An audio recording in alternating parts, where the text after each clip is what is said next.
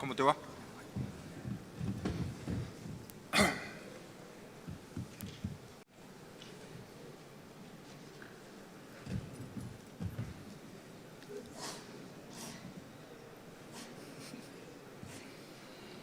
El Disertante, no lo veo.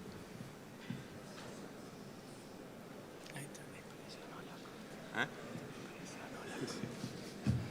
¿Lo quieres presentar vos?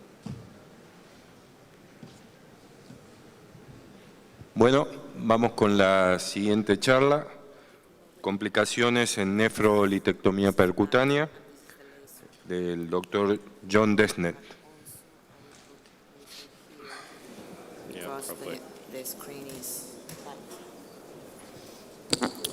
Okay, thank you very much. Again, it's great to be here at this SAU meeting, the centennial meeting. Always a wonderful city, and I'm very grateful and pleased to be here.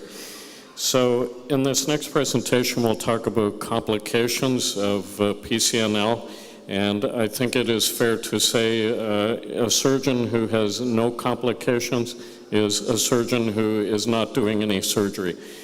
Complications happen to all of us, even in the best of hands, you can have complications. So what I will do, we'll have a look at the incidence of the complications of PCNL surgery, how to prevent them, and how to treat complications when they arise. So this is a list of complications I'm sure you're all familiar with. The common things would be bleeding and sepsis, probably at the top of the list, more common, but also things like collecting system injury, and of course our most dreaded complication, which is injury to other organs like the colon, the liver, and the spleen. So we'll have a look at each of those. But first, what are the overall incidence of complications in a large series of PCNLs? I think one of our best databases is the CROWS database from the Endourology Society. Looked at 5,700 patients, a prospective database who had undergone percutaneous surgery, and overall about 20% of the entire database had some sort of complication. Now that might seem like a very high complication rate, 20%, but to emphasize the majority of these things were self-limited, low-grade complications such as a post-op fever, some minor bleeding that would not require a blood transfusion, so a very self-limited sort of complication. As outlined in this slide, so low-grade fever after PCNL surgery often settles on its own just with antibiotic treatment.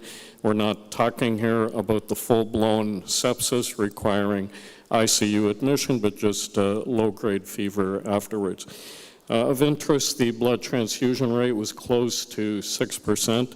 I think with attention to detail, you should be able to drive your transfusion rate with PCNL surgery down to the 1% range or perhaps even lower. So in skilled hands, doing a large volume of cases, you should be able to work that down lower than what you see in this particular series.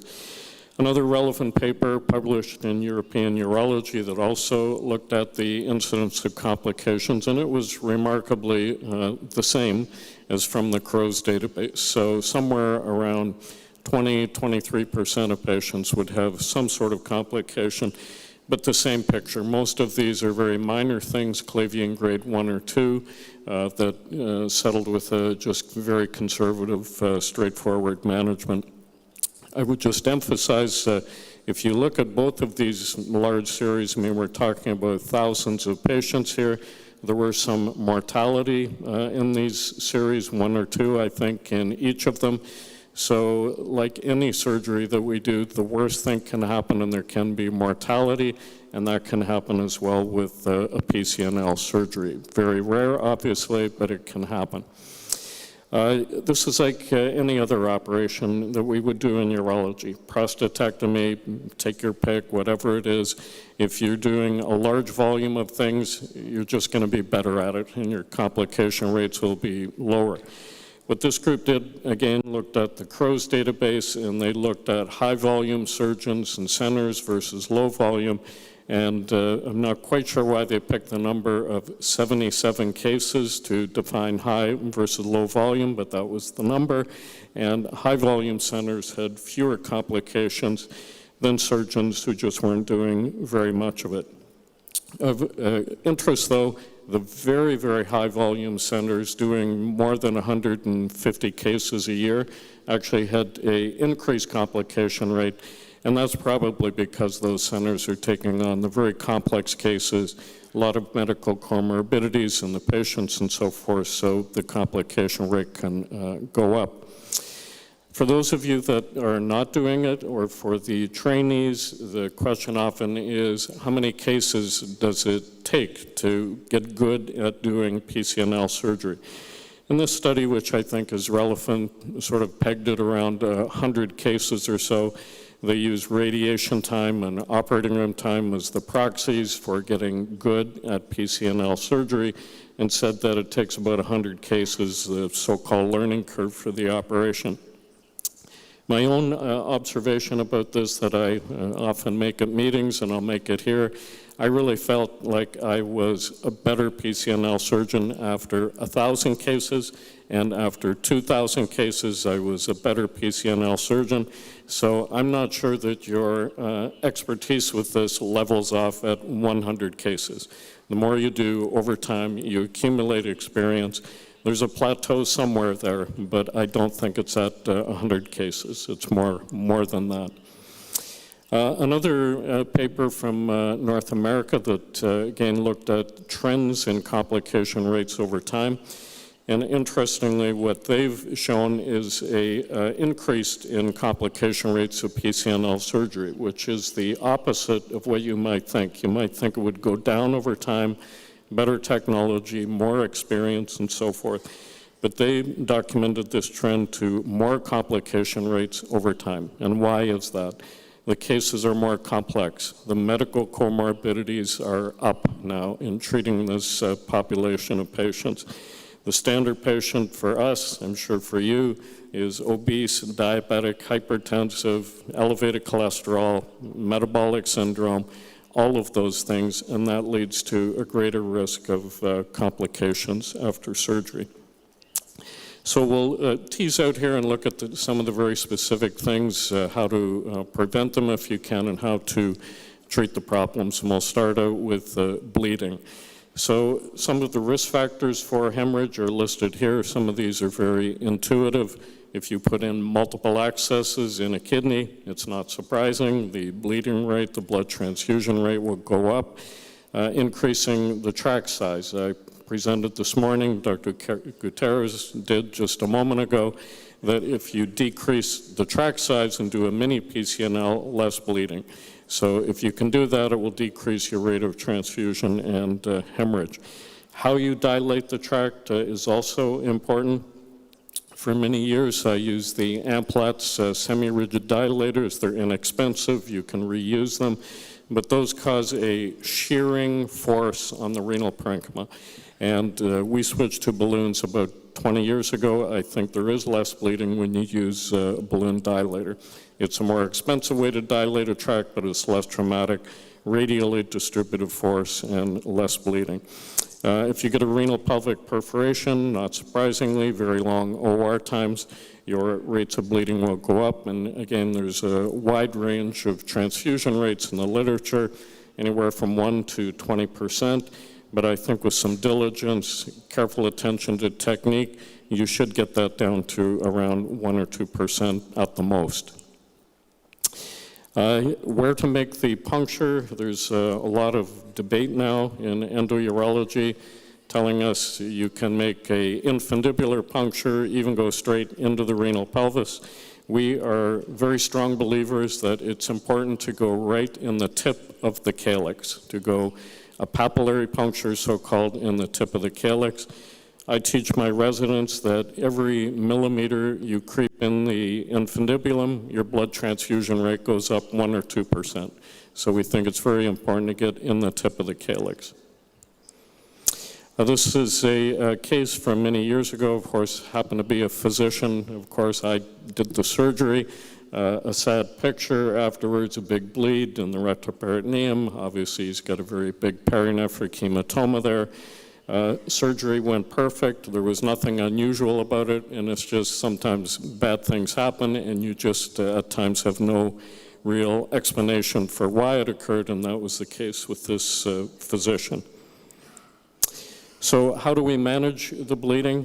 In the operating room, if you see blood when you pull out the sheath, I always teach my trainees, the first thing is just stay calm, just wait, and just a little bit of pressure around the nephrostomy tube, and 9 times out of 10, it will stop on its own. So if you remain calm, don't start re-instrumenting and so forth, most often the bleeding will just settle on its own.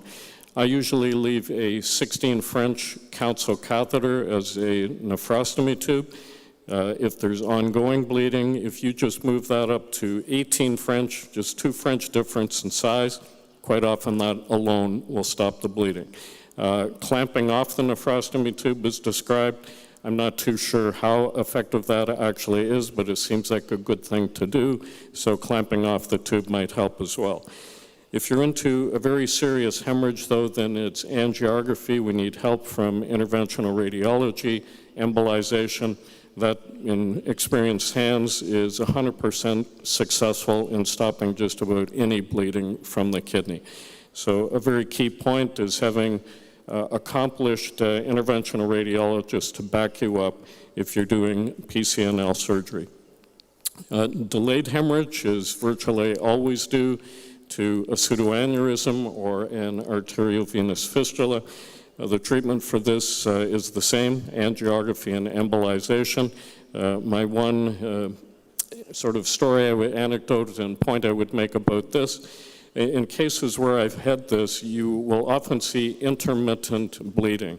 They will bleed, you give a couple of units of blood, you try and wait it out to see if things will settle, they bleed again, they get 2 more units. So if I'm seeing this degree of post-op bleeding, I've often thought I waited too long to go to embolization. So if there's a serious bleed after PCNL surgery, early rather than late angiography and embolization, I think, is important. Injury to the collecting system, if this is a mucosal abrasion, it looks fairly minor, you can keep working safely on that kidney. If it's a serious tear, usually on the medial wall of the renal pelvis, you know, it's open, you can see fat, then it's imperative to stop the operation, put a tube in, and that will actually seal up almost always in 24 to 48 hours.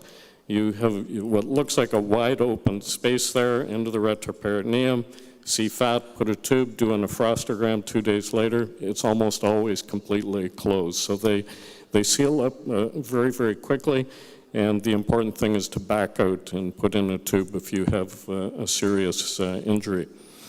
So we'll finish off here and talk about other organ injury, colon, liver, and spleen. And these are obviously our most dreaded complications after PCNL surgery. And we'll start out with injury to the colon. The setup for a colon injury, which should be rare, I mean, it should be much less than 1% of all cases. After several thousand PCNLs, I've had 2 of these myself. And both our cases and what you see in the literature is these are very often very, very thin patients where you've made a lower pole puncture, so they do not have a lot of perinephric fat around the kidney. So the colon is just closer to the kidney, it's in more of a retrorenal location, and that's the setup, I think, most often for colon injury. The way they present is a variety of ways. It's usually a day to 3 days after the surgery, unexplained fever and ileus. You might see stool either through the nephrostomy tube or around it, or pneumaturia, and those are the hallmark signs of a colon injury.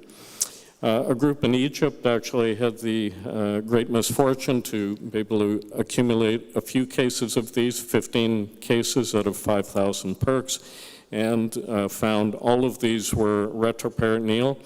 I think a key takeaway point, you can manage all of these conservatively. They're almost always a retroperitoneal injury, and the conservative management consists of NPO, broad-spectrum antibiotics, make sure the kidney is drained, pull the tube back into the colon, your nephrostomy tube, to act as a type of colostomy tube, leave that in for a week, and most of these patients will settle down without operative intervention.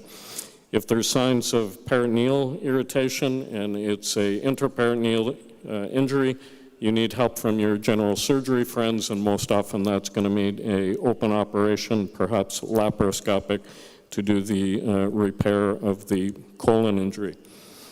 Liver and spleen, these should be less common, but occasionally they will occur. I'll start out talking about the liver, and the liver actually tends to be a pretty forgiving organ.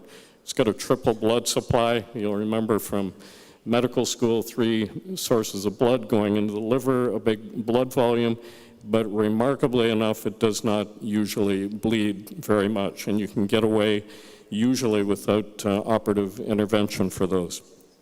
I actually manage for our general surgeons complex gallstones. I operate on common duct stones percutaneously.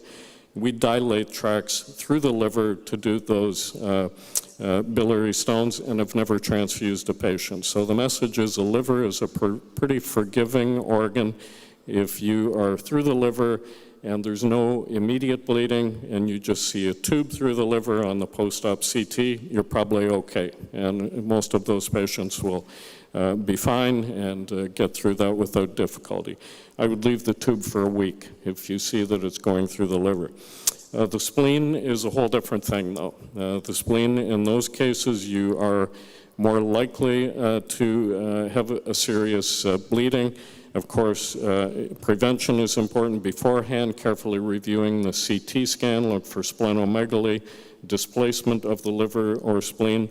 It's pretty common in the spina bifida population, for example. And if you are through the spleen, I think which we see an example here, if there's no immediate bleeding, most of these cases actually will settle down without operative intervention as well. When I've consulted our general surgeons with the tube through the spleen and there's been no bleeding, they say we leave spleens alone all the time, from motor vehicle accidents, trauma. Conservative management of splenic injury is very well accepted in general surgery. So if there's no immediate bleeding, you're likely going to be okay if you happen to see a tube going through the spleen. And once again, I would leave it for a week. So if you post-op CT, tube through the spleen, leave it a week, no bleeding, you can pull that tube out after a week. If there is, though, serious bleeding, obviously then you need assistance again from general surgery, and most likely that's going to end up with a splenectomy. Pleural injuries and thoracic complications, also a very serious postoperative problem. At least half of all of the tracts I put in are above the 12th rib, and about 5 to 10% of my tracts are above the 11th rib. And we very rarely have serious thoracic complications. In addition to the points Dr. Gutierrez made very well in his previous presentation, I think the key point is to make sure you have the working sheath in the collecting system all the time. When you know you're high up, especially over the 11th rib, if the working sheath is in the kidney, fluid will not then be washing in, and above the 11th, you're always through the pleura.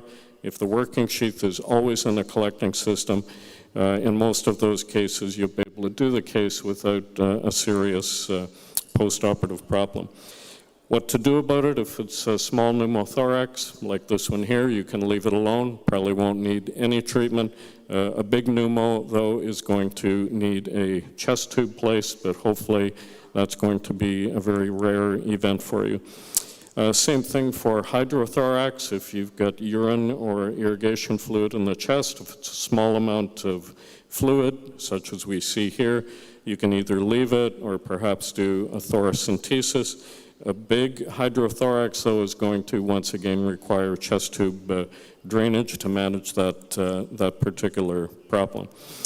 And then just to finish off a couple of other items here. I still leave a nephrostomy tube in most standard PCNLs that I do, leave it in overnight afterwards. It's very important that the exit approach you use after percutaneous surgery, that it's good, that you've got the tubes in the right place, and that the kidney is drained properly. As you mentioned, we usually use a 16 French Foley or a Council catheter with a balloon inflated with a little bit of contrast. I think those are more secure than a Malacot or a Cope loop nephrostomy tube. And here's a pretty good example of a tube not in a good place. So it's out somewhere in front of the pancreas, our nephrostomy tube not giving you good drainage. You want to have the tube in the collecting system, draining properly and secured properly, and that's a lifeline for you most often in the postoperative patient. Metabolic and physiologic complications, these are very rare. Of course, you want to use normal saline for your irrigation fluid to avoid intravascular hemolysis. Do not use water, for example, during PCNL surgery. Venous gas embolism is very rarely reported. In the cases where that has happened, it's often been that the ultrasound unit was reversed. It was not suctioning, it was pumping air into the patient and into the venous system and caused air embolism. But again, those are very rare and are really just case reports. Sepsis, of course, a serious postoperative problem. I feel we see more sepsis now in our ureteroscopy patients than we do in PCNLs. I literally can't remember the last time I sent somebody to the ICU after PCNL surgery. You know, I've wondered what is the difference with ureteroscopy and PCNL, but I think it's that ureteroscopy is a closed system. Here you've got the kidney drained during the surgery and with a nephrostomy tube, and I think we're actually seeing less overt sepsis now than we were a number of years ago. I treat all patients with quinolone, so something like Cipro for 3 days before the surgery, IV antibiotic at the time of surgery, and then oral antibiotics for a day or two after the surgery. Very high-risk patients, diversions and so forth, may benefit from IV antibiotic therapy for a few days prior to the surgery. I talked about this earlier. If it's not overt sepsis, a low-grade fever, most of them actually don't have an infection. You can treat them conservatively, just with IV fluids, antibiotics, and it will settle down. What should you do if you make a puncture and you get pus back from the kidney? And I'm sure we all know the textbook answer is put a tube, bail out, antibiotics, and come back at a later date. I must say, in some of these cases now, I will proceed and I will work as fast as I can to suction out that zone, suction out the pus. People ask me how fast is fast. I say 15 minutes perhaps at the most, or 20 minutes. But I think some patients do better with that approach in suctioning out that material out of the kidney at the time of the surgery if you can move quickly to do it. Loss of renal function, I think we have perhaps underestimated this with the standard PCNL over the years. I quote the patients 1 to 3% of nephron loss for every tract I put into the kidney. It may actually be more than that if we look carefully enough. And again, that's one of the reasons, if we can, to downsize to a mini PCNL. Mortality, I talked about earlier. If you do many, many cases, you may perhaps, or maybe even more so than just may, but will unfortunately confront this at some point. Usually it's not related to a surgical problem, it's from the underlying disease process, usually cardiovascular. So it's a pulmonary embolus, a postoperative myocardial infarction or something like that that leads to the worst outcome for us. So to finish off, good training is very important for the trainees. There's a whole number of simulators now to get good at it, to learn how to put in a access. Avoiding complications, 95% of this whole operation is getting a good access into the kidney in the right place with the right trajectory. Avoid torquing on the working sheath in the kidney, which tears the renal parenchyma. And this is an operation of millimeters. You go 1 or 2 or 3 millimeters off, straying off in the wrong direction, and your blood transfusion rates go up, and you get perforations and so forth. And I've emphasized the importance of training. So to finish here, the complications are well characterized. Fortunately, the very serious things are rare. Most of them are preventable. The key thing is getting a good access into the kidney. We're a strong believer that you should still have a safety wire in at all times when you're working, and access to interventional radiology to help you out with those rare cases of major bleeding is very important and should be available either in your center or very close by to your center so that you have that available. So I'll finish there. Thank you again for your attention. Appreciate the invitation. Thank you.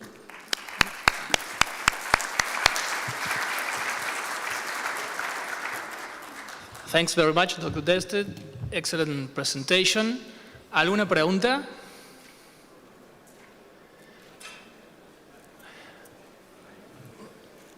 Doctor Bautaso.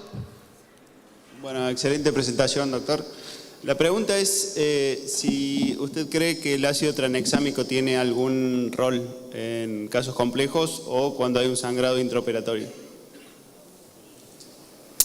Right, so there's quite a bit of recent interest in that for sealing off the tract from the kidney, preventing bleeding, and putting that into the tract after the surgery.